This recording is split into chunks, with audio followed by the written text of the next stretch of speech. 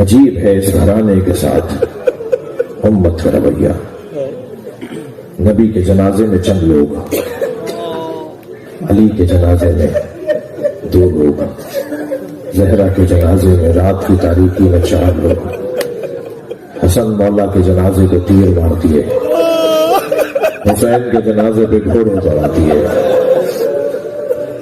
امام زین العابدین 36 برس تک روتے رہے، امام محمد باقر کو زہر دے دیا، امام جعفر صادق کو زہر دے دیا، امام موسیٰ کاظم نے تو آدھی سے زیادہ زندگی زندان میں گزار دی. اجرکم اللہ، اجرکم اللہ. ان مجلسوں میں یہ خیال بھی رہے کہ نہیں معلوم آئندہ سال یہ مجلس ہمیں نصیب ہوگی یا نہیں ہوگی. لہذا جسے رونا آ رہا ہے اپنی آواز کو آزاد کرے اور میرے جملوں پہ نہ جائے، تصور پہ جائے.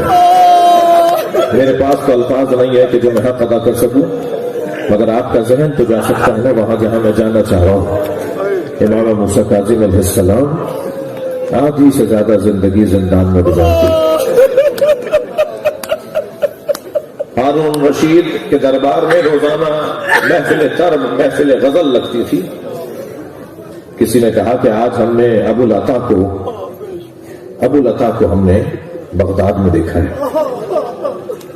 ابو لتا بہت بڑا نام، بہت بڑا شاعر، بہت بڑا ادیب اس وقت کا. کہنے لگا وہ تو مدینے کا رہنے والا ہے، وہ بغداد میں کیسے؟ تم نے کسی اور کو دیکھا ہوگا. کہ نہیں، ابو لتا کو ہی دیکھا ہے. بادشاہ کا حکم دے دیا، ڈھونڈو ابو لتا کس سرائے میں ٹھہرا ہوا ہے، کس مسافر خانے میں ٹھہرا ہوا ہے. ڈھونڈ لیا، ابو لتا ایک مسافر خانے میں ٹھہرے ہوئے تھے. بلا لایا دربار میں ہارون کے سامنے. ابو لتا تم تو مدینے کے رہنے والے ہو، تم یہاں کہاں؟ کہ میں اپنے خانوادے کے ساتھ بغداد آیا ہوں کسی ذاتی کام سے. سنے لے ذاتی کام کیا تھا؟ چاہتا تھا کسی طرح امام موسیٰ کاظم کی زیارت ہو جائے، مگر کیسے ہارون کو بتائے. کہنے لگا ابو لتا، کہا میں کسی ذاتی کام سے بغداد آیا ہوں. کہا ابو لتا کل محفل، آج کی محفل نہیں کل کی محفل میں آؤ، ہمیں غزلیں سناؤ، اپنے نئے کلام سناؤ. دوسرے دن محفل لگی تو فرمائشیں ہونے لگی، فلاں تمہاری مشہور غزل ہے وہ سناؤ، فلاں تمہارا کلام بڑا مشہور ہوا ہے وہ سناؤ. جب فرمائشیں ہونے لگی تو ابو لتا نے چند کلام سنانے کے بعد کہا میں کلام آپ کو سنانے کو تیار ہوں، مگر اس کے بدلے میں مجھے دیں گے کیا؟ اچھا، بادشاہوں کا مزاج اور درباروں کا انداز یہی تھا. ہارون کہنے لگا جو مانگو کہ دوں گا. پھر کہا ذرا مجھے دوبارہ کہہ دیجئے، جو بھی مانگوں گا، جو مانگوں گا دیں گے؟ کہنے لگا جو مانگو کہ دوں گا. اب وہ مطلوب غزل سنا دی، اور جب اس غزل کو سن لیا تو ہارون اب انتظار میں کہ یہ کیا مانگے گا. آواز دے کر کہا بولا تھا مانگو، کیا مانگنا چاہ رہے تھے؟ کہا میرے امام کو آزاد کر دو. اجرکم اللہ، میرے مولا امام موسیٰ کاظم کو آزاد کر دو. تھوڑی دیر سوچتا رہا، کہنے لگا 3 دن کے بعد فلاں وقت تمہارے امام کو ہم آزاد کر دیں گے، تم جاؤ زندان سے جا کے لے لو. اب میں آپ رونے والوں سے سوال کرتا ہوں، ایک شیعہ کے لیے، ایک چاہنے والے کے لیے اس سے بڑی کیا خدمت ہوگی کہ وہ اپنے امام کی آزادی کا سبب بن رہا ہے. خوشی خوشی اپنے سرائے پہنچا، اپنی زوجہ کو، بچوں کو بتایا میں بہت بڑا کارنامہ کر کے آ گیا، جو 14 سال سے زندان میں ہے اس کی رہائی کا پیغام لے کر آ گیا. کتنا خوش ہوا ہوگا یہ خانوادہ. جب وہ وقت مقررہ آیا تو زندان کے دروازے پہ جا کے بیٹھ گئے اور قیدیوں کو لے جایا جا رہا تھا، دروازہ کھلتا تھا، قیدیوں کو چھوڑا جاتا تھا، دروازہ کھلتا تھا، اور ہر دفعہ دروازہ کھلنے پر ان کی نگاہ دروازے پر ہوتی تھی کہ اب ہمارا امام آئے گا. جب سارا دن گزر گیا اور غروب میں کچھ وقت رہ گیا تو ایک مرتبہ دروازہ کھلا تو پوچھا میرے امام کو کب رہا کرو گے؟ کہا تم کون ہو؟ کہا میں فلاں ہوں. کہا کچھ دیر اور رکو، تمہارے امام کو آزاد کر رہے ہیں. اب کتنی اور خوشی میں اضافہ ہوا ہوگا. دروازے کی طرف نگاہیں جما کے بیٹھے ہیں، دروازہ کھلا، ایک تختے پہ میت ہے اور آوازیں دی جا رہی ہیں ہذا امام الرفضہ، اجرکم اللہ، اجرکم اللہ، یہ شیعوں کا امام ہے، ہم نے اسے آزاد کر دیا. اجرکم اللہ.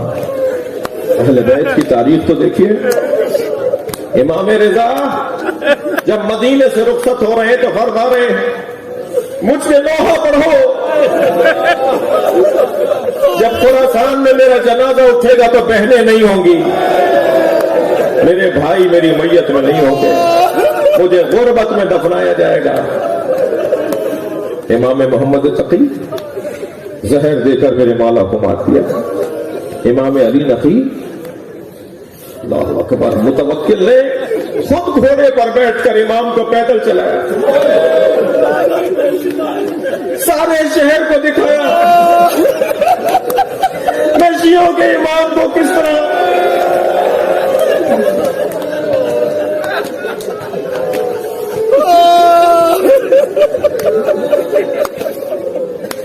امام عسکری میرے مولا کو زہر دے دیا گیا، 3 دن زہر کی کیفیت میں رہے، رونے آئے نا آپ۔ پہلے دن امام اپنے گھر کے صحن میں ٹہلتے رہے، دوسرے دن ٹہلا نہیں جا رہا تھا، کبھی اٹھتے تھے کبھی بیٹھ جاتے تھے، تیسرے دن امام سے ہلا نہیں جا رہا تھا، اور تیسرے دن جب امام کی شہادت ہوئی ہے عزادارو تو امام کا جنازہ غسل و کفن دیکھے بڑی شان سے، مجمع بہت تھا، مگر غربت ایسی تھی کہ امام کے وارث 5 سال کی عمر میں جنازہ آمادہ ہے، جعفر نماز پڑھانے کے لیے آگے آ گئے ہیں کہ ایک مرتبہ دروازہ کھلا، امام زمانہ باہر آئے اور کہا چچا پیچھے ہٹیے میں نماز پڑھا، اور وہ ہٹے پیچھے اور امام نے نماز پڑھائی اور نماز پڑھا کر پھر چلے گئے۔ اس سے زیادہ غربت اور کیا ہوگی کہ اس دورانیے سے زیادہ امام معصوم مجمع میں نہیں رہے۔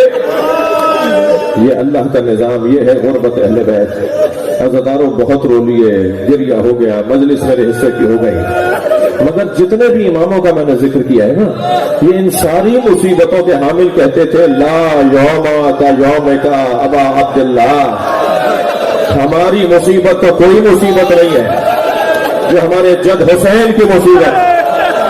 اجرکم اللہ اجرکم اللہ۔ جب امام محمد باقر امام سجاد کا جنازہ اٹھا رہے تھے، رو رہے تھے، تو کسی نے کہا مولا آپ صابر امام ہیں، فرمایا میں بابا کا جنازہ دیکھ کر سوچ رہا ہوں کہ میں نے ایک جنازہ کربلا میں دیکھا جسے کوئی اٹھانے والا نہیں تھا، میرا بابا مڑ مڑ کر بابا کا لاشا دیکھتا رہا۔ اجرکم اللہ اجرکم اللہ۔